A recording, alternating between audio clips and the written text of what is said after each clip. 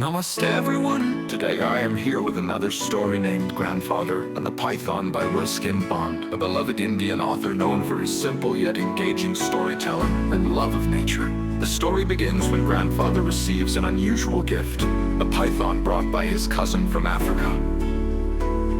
Unlike most people who would be alarmed, Grandfather is delighted by the exotic creature. Known for his affection towards animals, Grandfather has always kept odd pets, and the python is just another addition to his collection. However, the rest of the household reacts very differently.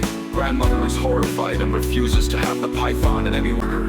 The cook and gardener are also terrified and try to stay away from it. Despite this, Grandfather allows the python to stay in the house. Sometimes it curls up in the bathroom, sometimes in the garden, wherever it pleases.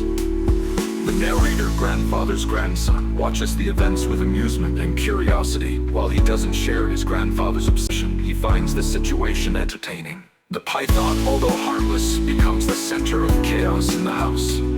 One day, the python goes missing, causing panic. Everyone is too scared to look for it. Over the next few days, mysterious sightings and slithery surprises keep the household in constant fear. Eventually, Grandfather realizes that keeping the python at home is causing too much distress for everyone. He makes a thoughtful decision to donate the python to a local zoo, where it will be safe, cared for, and won't frighten anyone. The story ends on a humorous and lighthearted note, with the family finally breathing a sigh of relief.